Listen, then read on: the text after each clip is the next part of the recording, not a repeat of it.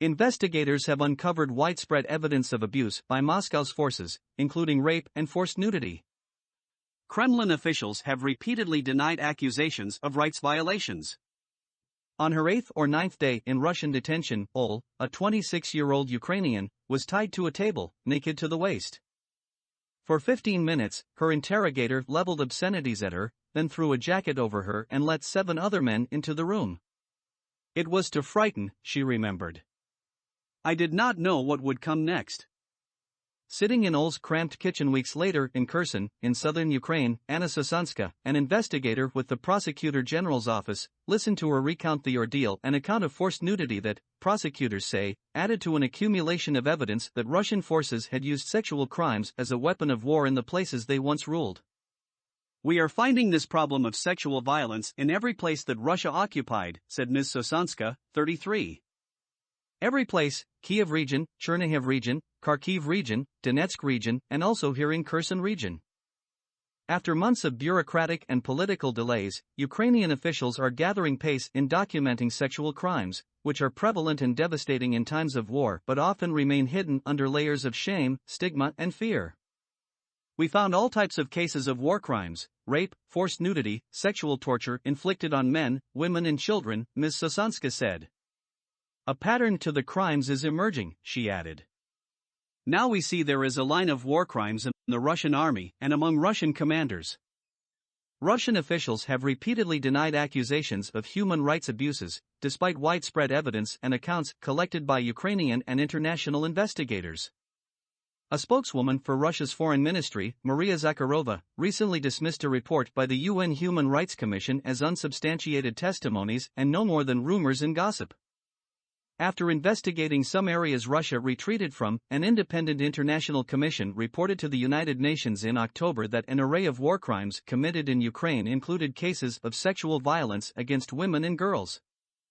Victims ranged from older than 80 to as young as a 4-year-old girl forced to perform oral sex on a soldier, which is rape, the report said.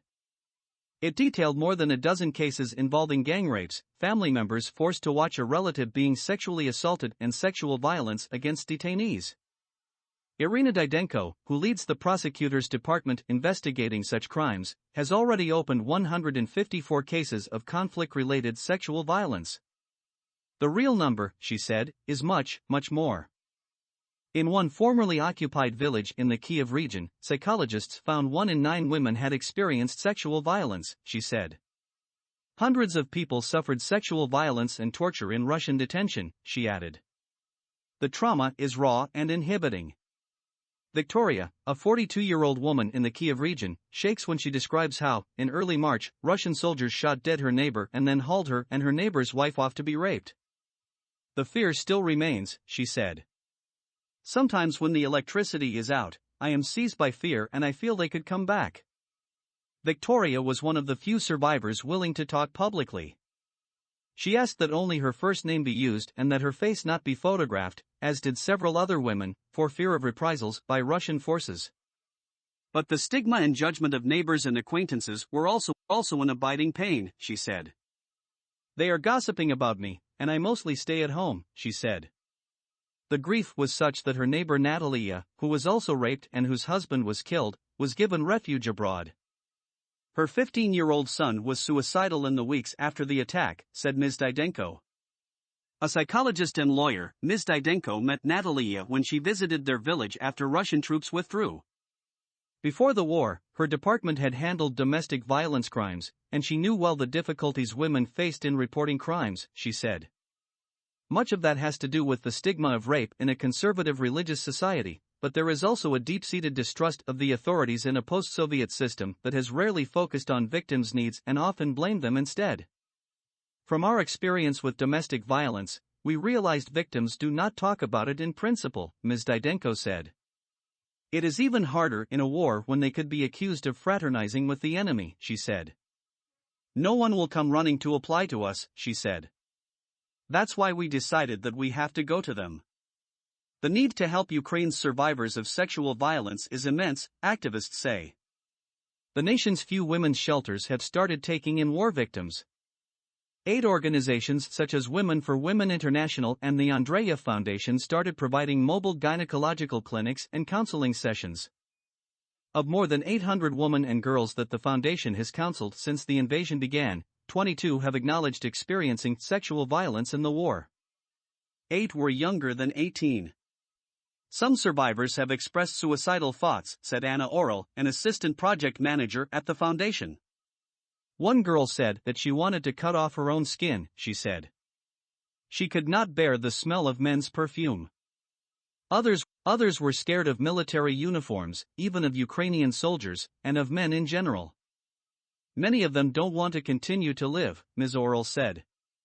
It's very, very important for some professional person to hold their hand and to go through this with them.